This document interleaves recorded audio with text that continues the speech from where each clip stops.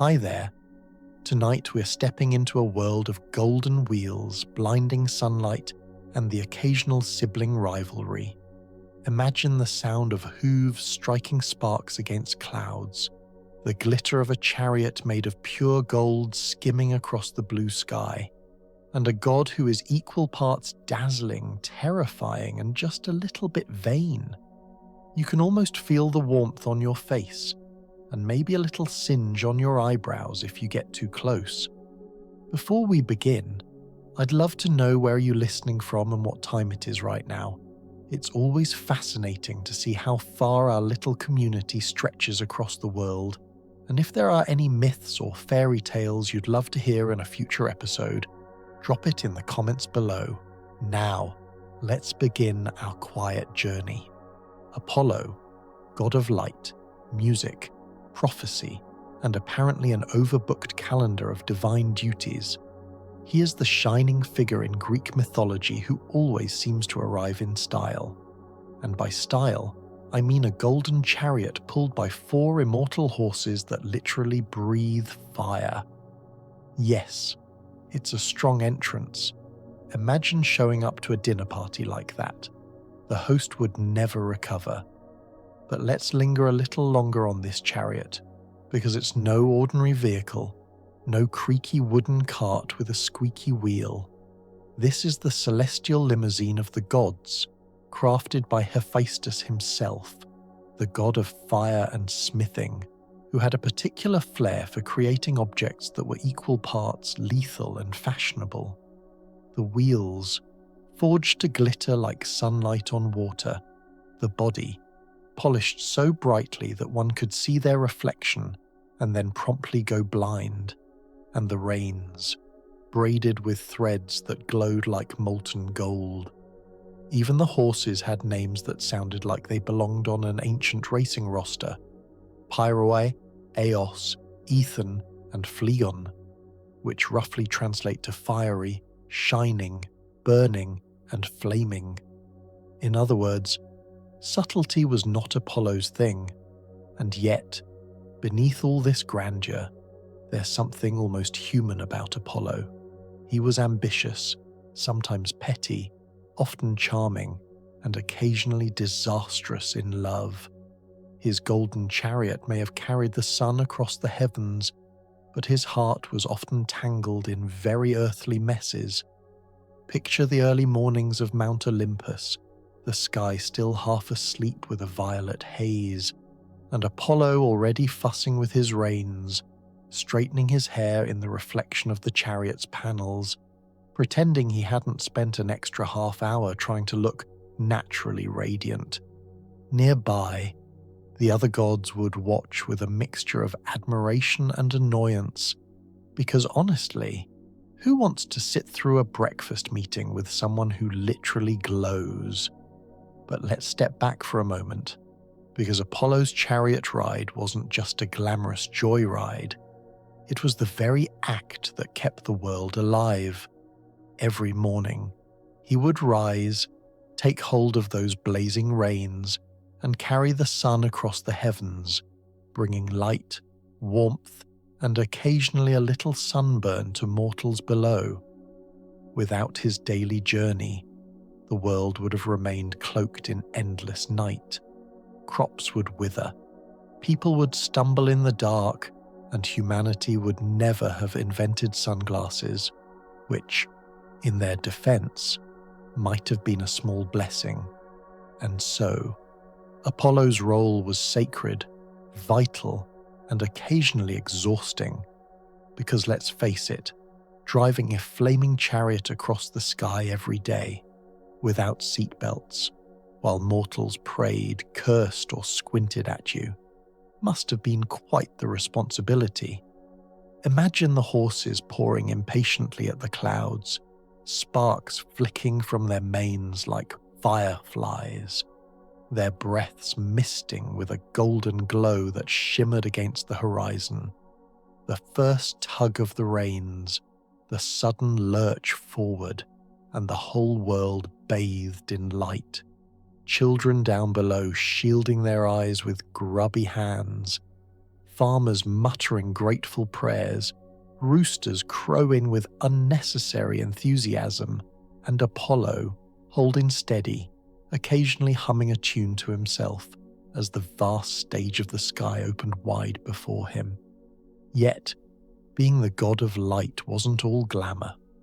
For one thing, mortals had an annoying tendency to mistake Apollo for Helios, the older titan who originally drove the sun's chariot. You can imagine Apollo's frustration every time a mortal made an offering to the wrong celestial driver. "Thank you, Helios, for today's sunshine," they'd say. Meanwhile, Apollo, hair freshly curled, sweat glistening under his laurel crown, would mutter to himself, "Sure, let's all just ignore the god actually doing overtime up here." Still, Apollo's vanity aside, there was an undeniable elegance in the daily rhythm he created.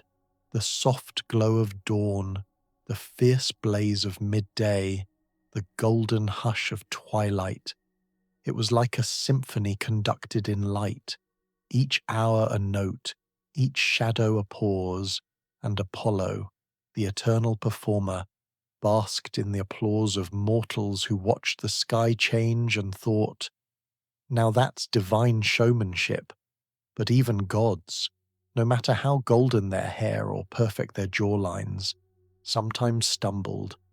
And here enters one of the most infamous side stories of Apollo's chariot, the tale of Phaethon. Phaethon was, shall we say, Apollo's alleged son. The stories vary, because Greek myths never settle on one version when they can create 5 contradictory ones instead.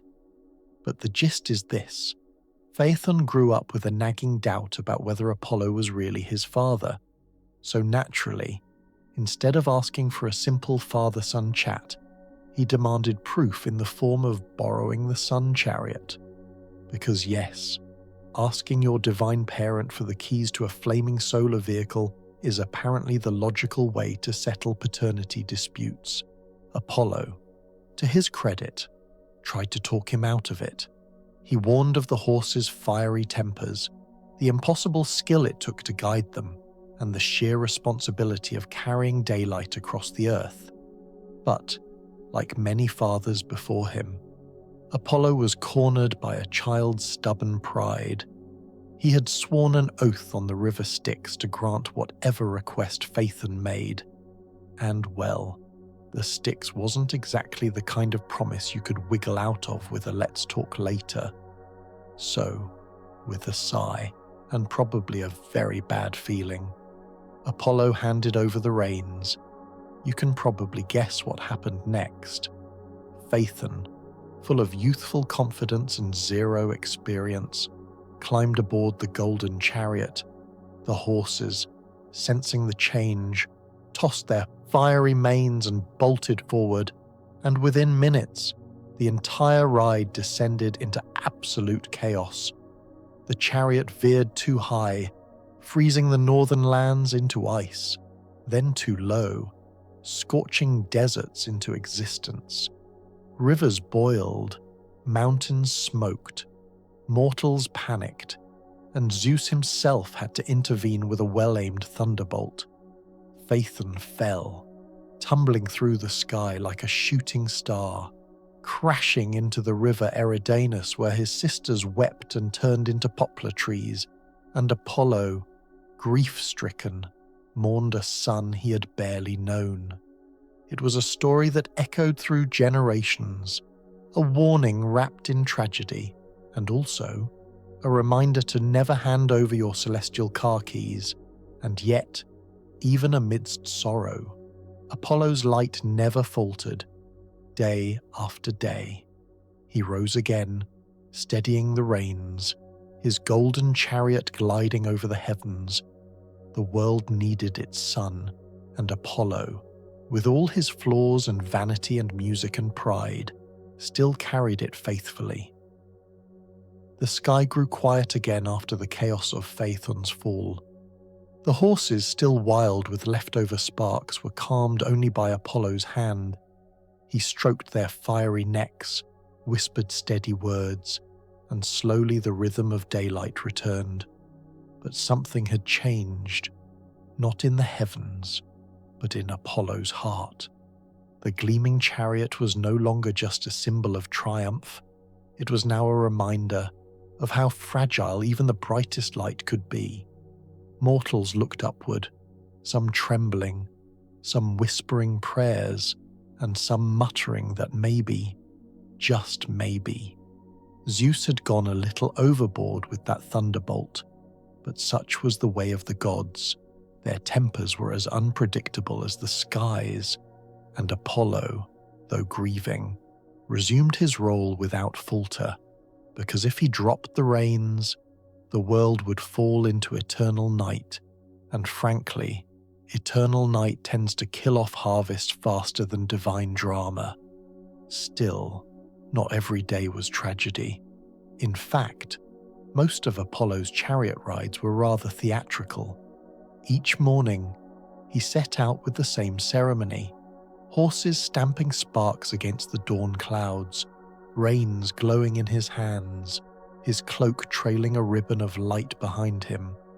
The sky unfolded like a stage, and mortals below were his unsuspecting audience. You could almost imagine him giving a little bow before the sun rose, as if to say, "You're welcome." This daily performance turned Apollo into more than a god. He became a rhythm, a certainty, the ticking clock of the ancient world. Farmers sowed by his light, sailors steered by the horizon he painted, shepherds counted hours by the length of his shadows. Every sunrise was a reassurance that life continued, that warmth returned, that the gods had not abandoned humanity. It was a divine kind of comfort, the type that seeped gently into bones the way morning light filters through shutters. But of course, Apollo was never satisfied with being just the driver of dawn. He was, after all, the god of many things, and perhaps the only one who made multitasking look like a full-time performance. When he wasn't blazing across the heavens, he was strumming the lyre, composing melodies so sweet they could melt stone.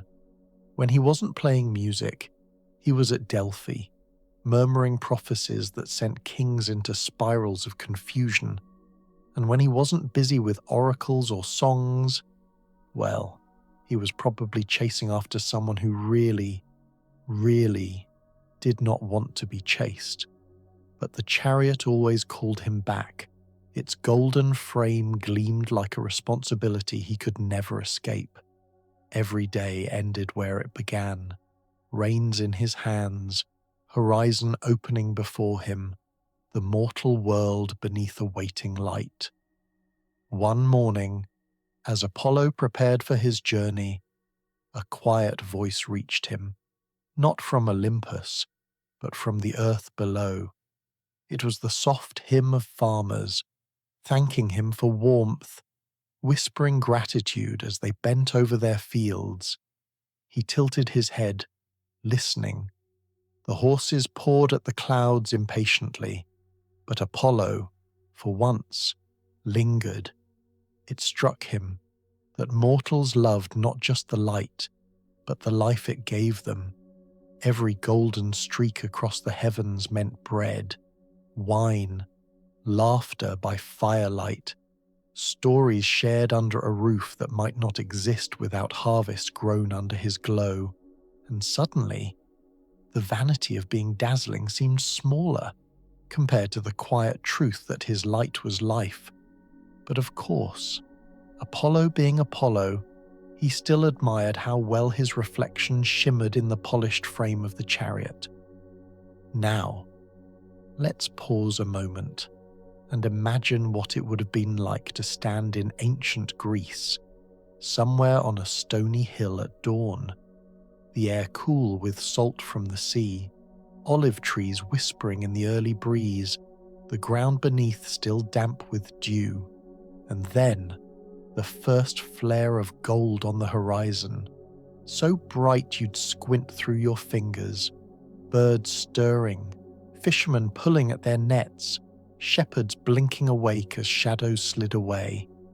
That daily wonder, repeated over and over, became rhythm of generations. No matter how poor, how troubled, how uncertain, the one constant was Apollo's chariot cutting its arc across the sky. It was both majestic and oddly domestic, like a divine version of your neighbor who insists on mowing the lawn every morning without fail. But here's the thing about constant light. It creates just as many problems as it solves. Because while Apollo burned across the heavens each day, not everyone was thrilled about his endless glow. Some mortals complained the sun was too harsh, too blinding, crops withered under drought, lips cracked under heat. And naturally, instead of blaming the weather, they blamed Apollo personally, as if the god of light carried a customer service desk on his chariot, ready to file complaints and issue refunds. Yet Apollo, radiant as ever, rarely lowered his pride to argue. Instead, he played his lyre, wrote another song about himself, and continued to drive the sun anyway. Because, really, what else could he do? Resign. The universe had no understudy prepared. Still, not all complaints were trivial. There were moments when Apollo's chariot was seen as both blessing and curse. Take droughts, for example. The merciless blaze of summer often turned rivers shallow and fields brittle. Mortals pleaded for relief, offerings stacked at his temples, prayers whispered with parched lips. And Apollo, though not always quick to mercy, would sometimes tilt the chariot slightly, allowing clouds to drift thicker, shade to return, rain to fall. It was a reminder that even the most blinding god could bend a little, soften his light when needed. And perhaps that is why, despite his arrogance, mortals still adored him. He was dazzling, yes, overwhelming sometimes, but in his golden ride across the heavens, there was always room for gentleness. Now, as the centuries passed, Apollo's chariot became more than myth. It became metaphor. Poets spoke of the golden horses as symbols of time itself, galloping endlessly, carrying days into nights and nights back into days. Philosophers mused that the sun's arc was the thread that stitched together the very fabric of existence, and ordinary people, sitting on doorsteps at dusk, simply watched the sky and thought, well, at least he showed up again today. It was this blend of grandeur and reliability that kept Apollo in the hearts of mortals long after empires rose and fell, because kings may vanish, temples may crumble, but the sight of light spilling across a horizon remains forever. Of course, not every story about Apollo's chariot was solemn. Some were downright funny. There are whispers of moments when the horses, restless and mischievous, would bolt sideways, causing sudden streaks of light that mortals mistook for omens. Imagine Apollo yanking the reins and muttering under his breath, "Not now, not another so-called prophecy of doom." To the mortals below, it was divine mystery. To Apollo above, it was simply a bad day at the stables. The horses themselves became almost as famous as the chariot. Poets gave them personalities: fiery Pyrrha, stubborn Ethan, restless Phlegon, noble Eos. You could almost picture them bickering with one another, tossing manes and complaining about the route. Why must we always pass over that swampy bit? It stinks, one might whinny. Because mortals there also need light, Apollo would sigh, and so the golden caravan pressed on, across oceans, deserts, mountains, never pausing for long, and so The golden horses pressed on, their hooves striking the fabric of the sky, each spark falling like glitter upon the earth below. Mortals saw omens, priests scribbled notes, shepherds yawned and rolled over on their cloaks, and Apollo, steady as ever, guided the reins with a mixture of elegance, irritation, and the occasional muttered prayer that none of the horses decided to improvise today.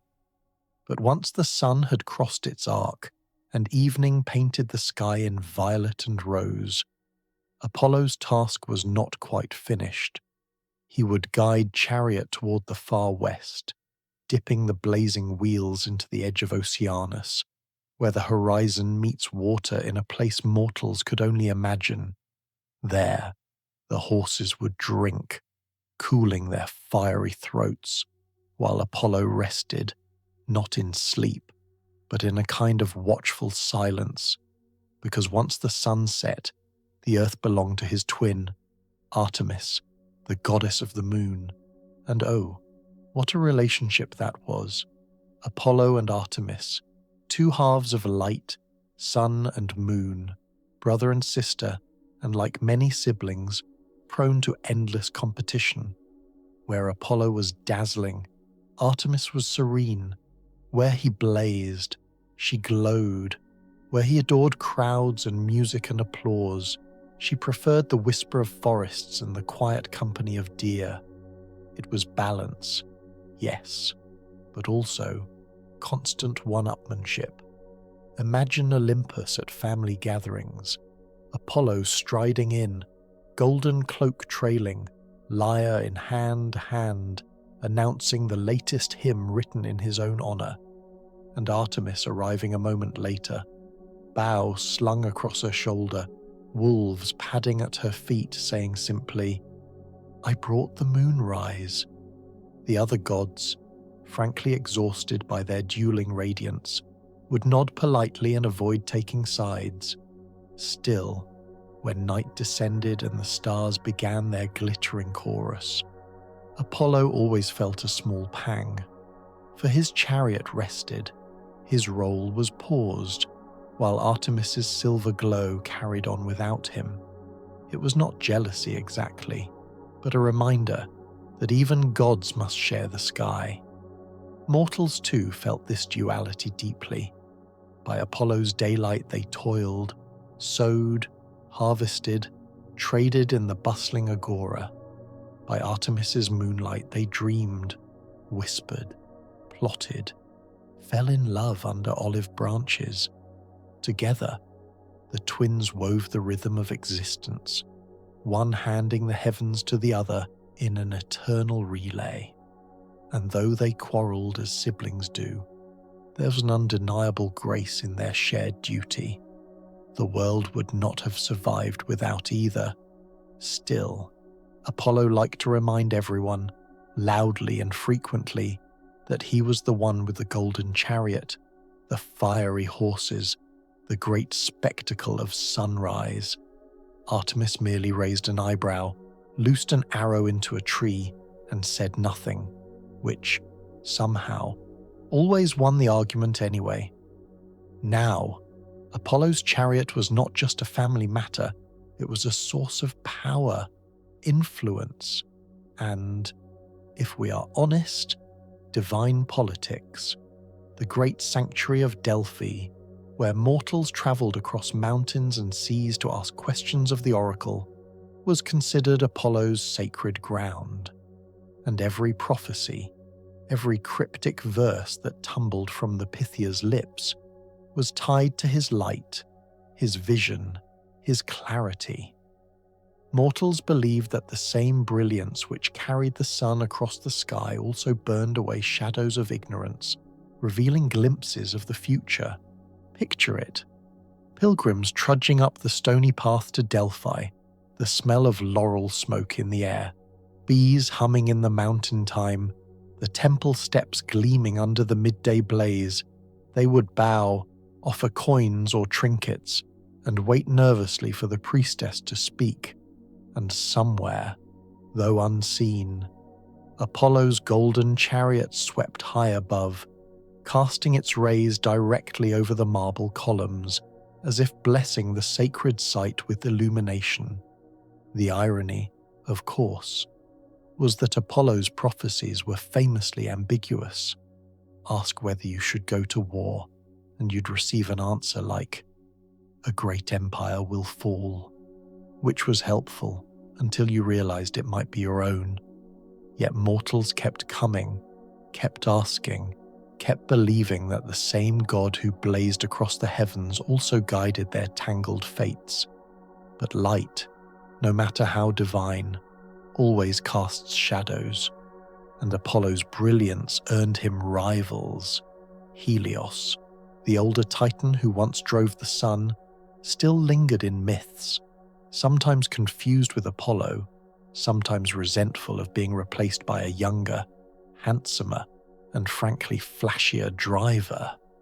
Mortals might pray to Helios by accident, and Apollo, gliding past in his chariot, would grit his teeth and mutter something unrepeatable.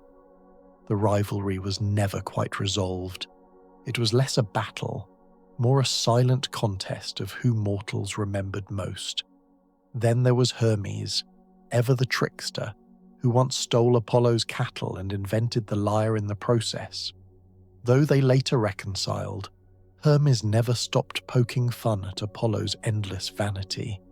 Imagine Hermes fluttering past on winged sandals, calling out, "Careful with the horses, golden boy.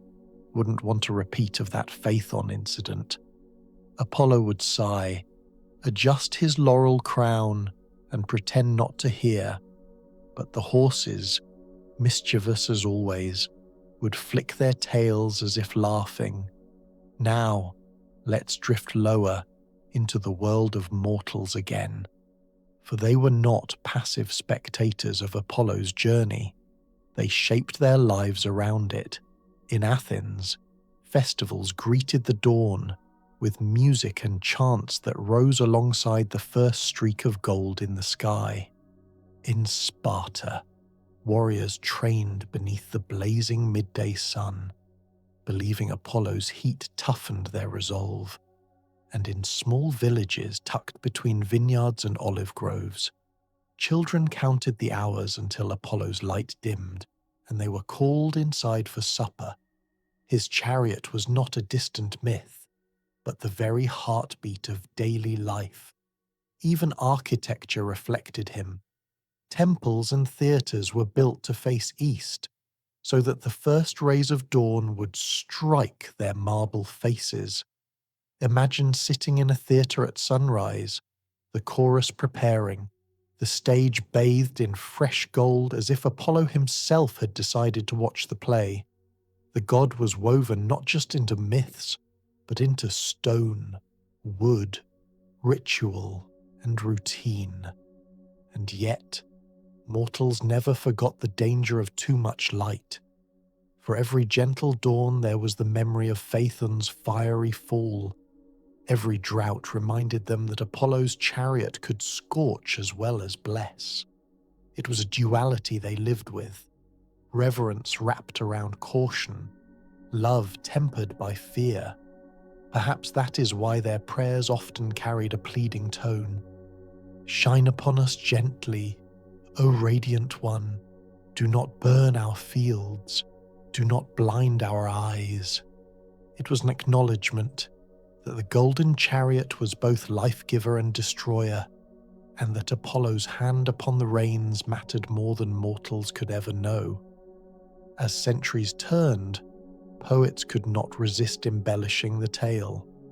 They described the horses as thunder itself, their hooves striking constellations into being, their breath painting auroras on the edges of night.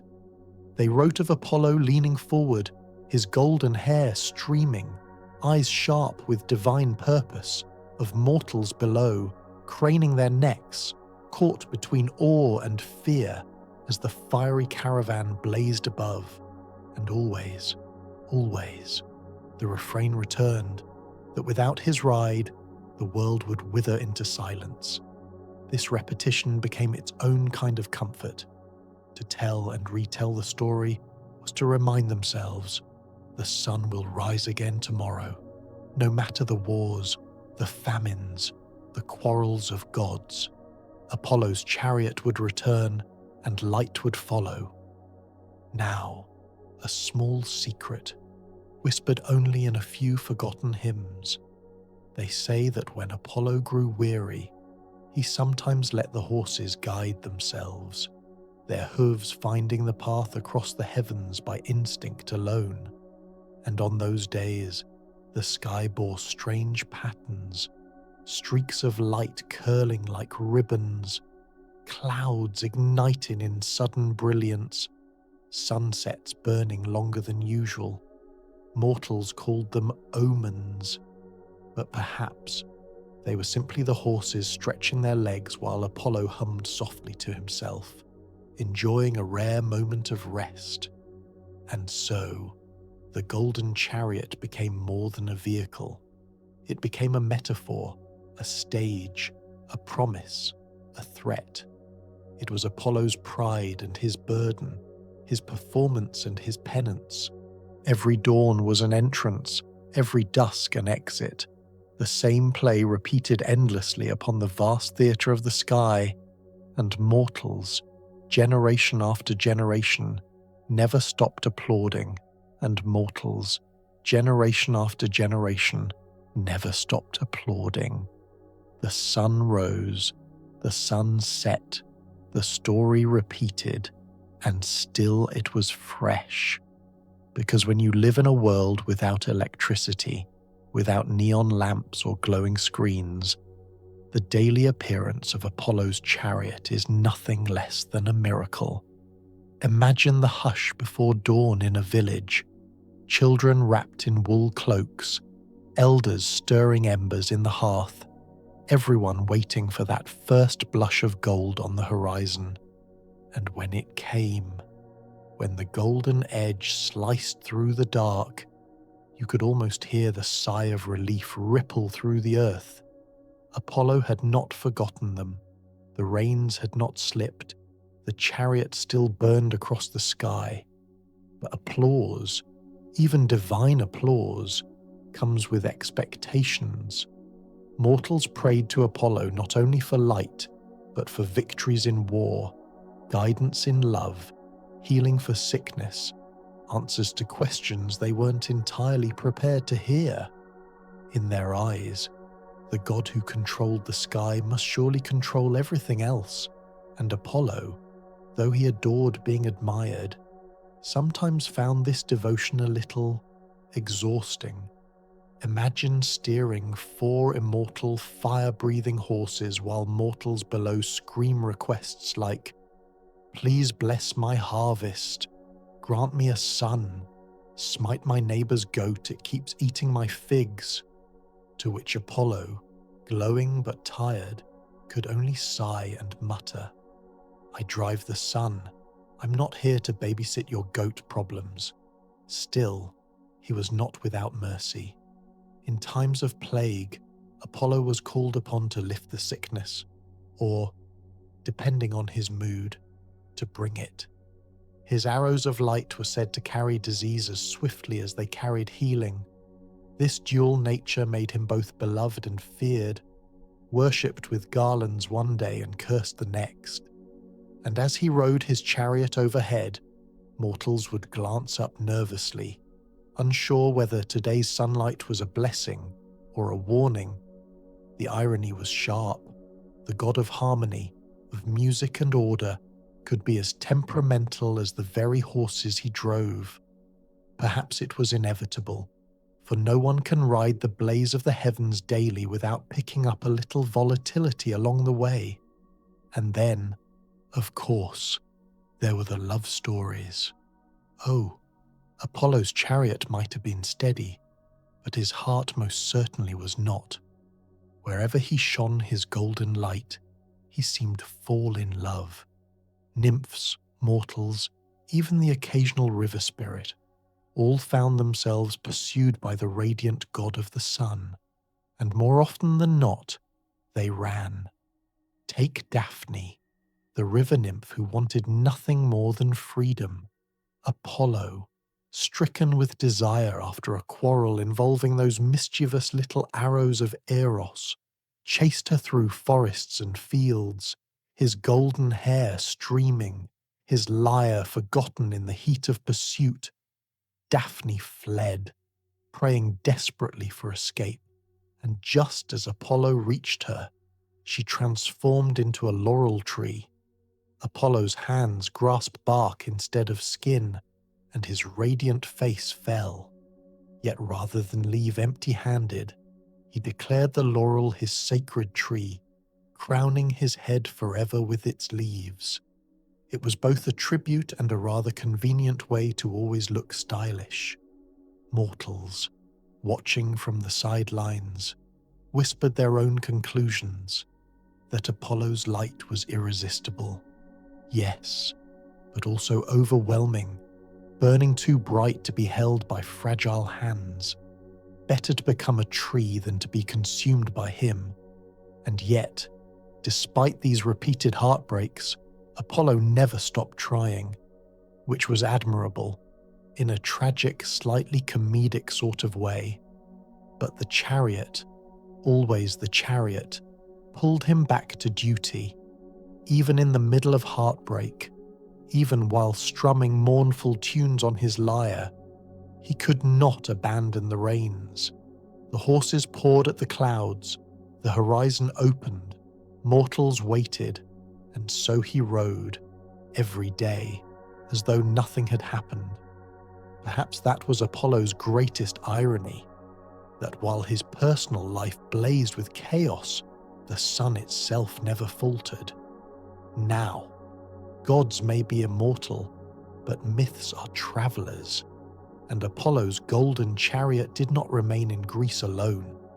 As Greek culture spread across the Mediterranean, carried by sailors and soldiers and poets, so too did Apollo's light.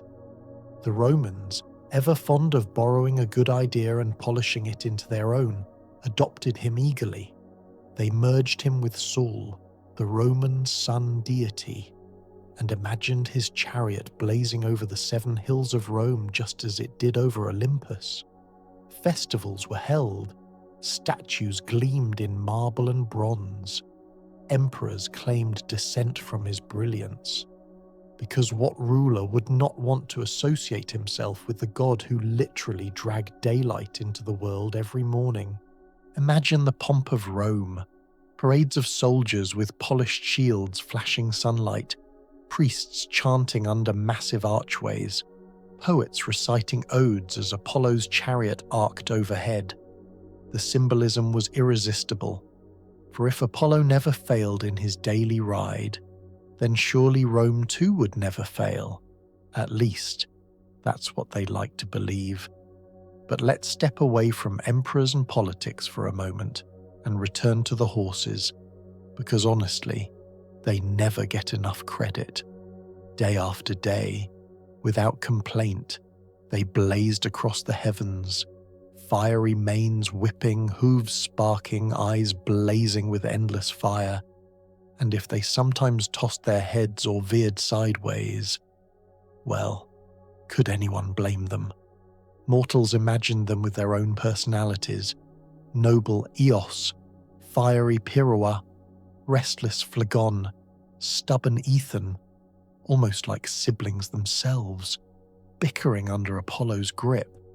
You could almost hear one mutter, "We passed this same mountain yesterday," to which another might reply, "Yes, and we'll pass it tomorrow, and the day after. Welcome to eternity." And Apollo, golden reins taut, would sigh and say, "Keep running, the mortals are watching." Mortals, meanwhile, never stopped weaving stories to explain the chariot's path. Why was sunrise sometimes crimson? Because the horses had run too swiftly, their hooves striking sparks across the horizon. Why did clouds sometimes glow pink and orange? Because Apollo's cloak brushed against them as he passed. Why did storms blot out the sun? because Apollo had quarrelled with the horses and they had sulked behind thick curtains of cloud. In every flicker of sky, mortals saw his hand, his presence, his golden influence. Yet even as the myth spread, a deeper truth settled in, that Apollo's chariot was not only about gods and power, but about time itself. Each dawn was a beginning, each sunset an ending.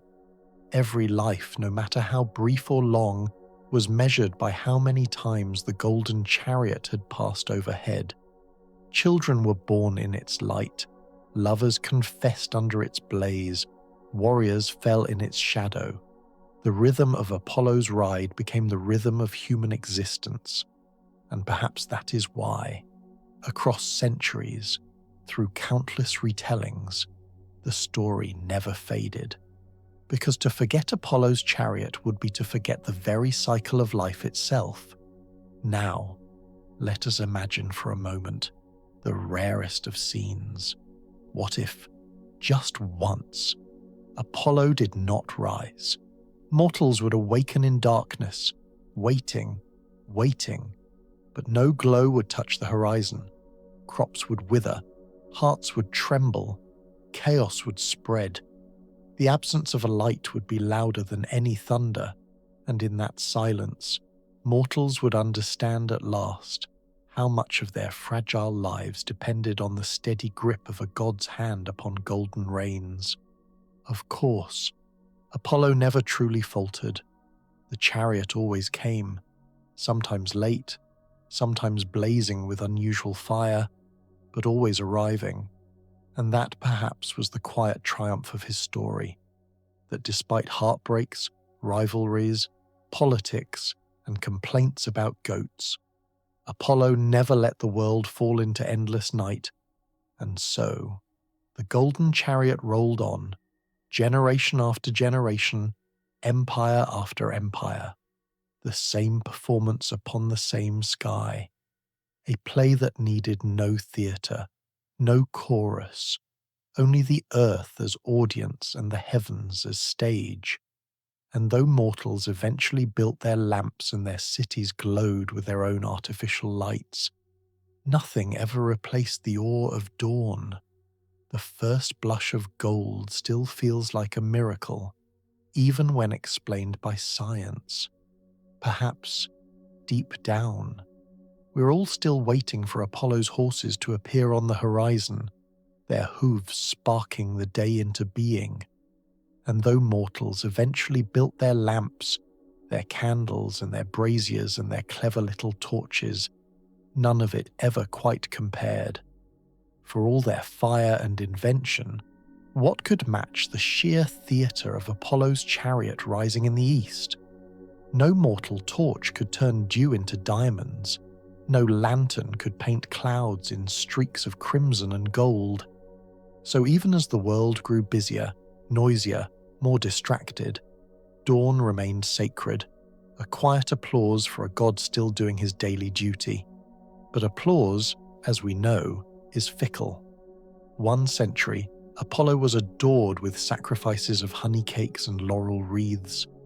The next, new gods were rising, new stories told, temples closed and statues abandoned to ivy and moss. Did Apollo mind? Well, he was the god of music, and musicians do tend to notice when the crowd stops clapping. Yet if he sulked, he never showed it. The chariot still blazed across the sky, steady as ever.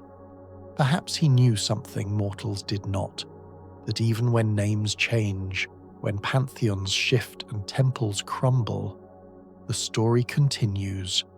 Light is light, and whatever name mortals whisper to the dawn, Apollo still rides.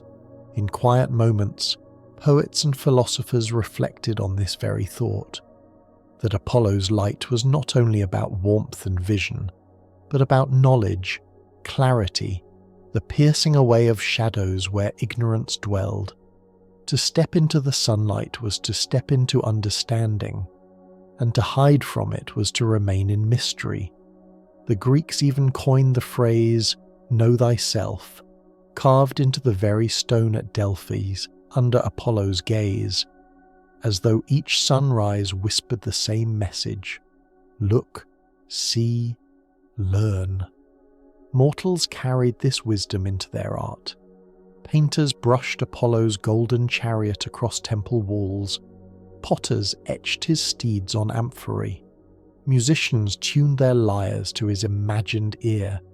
Even centuries later, in Renaissance halls, in paintings and poetry reborn, Apollo's figure reappeared, luminous, poised, eternally youthful, because somehow, despite all the years, he remained the perfect symbol for everything humans crave: light, beauty, order, inspiration. Of course, one might say Apollo's vanity enjoyed this revival immensely. Even in marble silence, you can almost hear him mutter, "Ah, finally." They remember who brightened their mornings for all eternity, and still, his chariot rolled on, over the marble ruins of Greece, the crowded forums of Rome, the winding streets of Byzantium, the fields of medieval peasants who may not even have known his name, yet still felt his warmth on their faces. The god was forgotten, remembered, reinvented, yet always there, riding silently overhead, almost like a kindly neighbour who insists he doesn't need thanks, but secretly notices when you forget to wave. Let's return just for a moment to the horses. They too survived in memory, though mortals rarely mention their names anymore. Still, each sunrise one could almost imagine their fiery hooves tossing sparks into the sky. Perhaps Pyrrhus still argued with Phlegon about who pulled harder. Perhaps Ethan still complained about sore shoulders. And perhaps Eos, steady and noble, still muttered the eternal line, "Yes, we'll pass this same mountain tomorrow, and the day after, and forever." Their bickering became the very rhythm of time itself, and Apollo, resigned but smiling faintly, guided them onward. Mortals, meanwhile, found new ways of honouring the light, not always with temples, sometimes with poetry, sometimes with simple gratitude.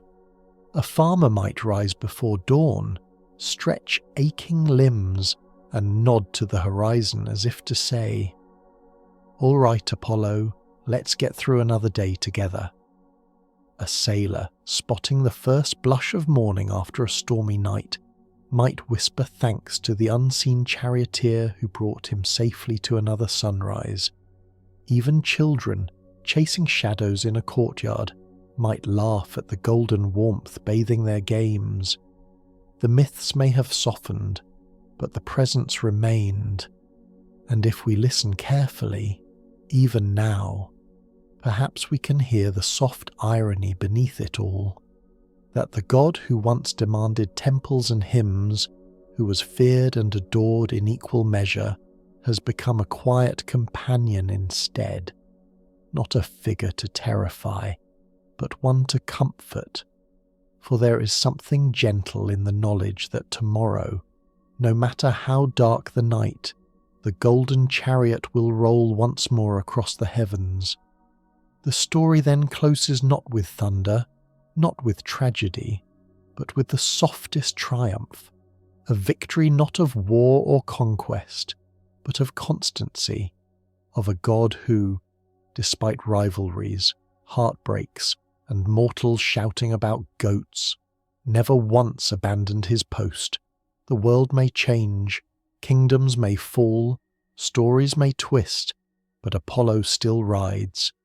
And perhaps that is why, as we drift into sleep, imagining velvet skies and golden horses, there is comfort in the thought that somewhere, just beyond the horizon, Apollo is already preparing his chariot, adjusting the reins, brushing the sparks from his cloak, humming a tune on his lyre to steady the horses.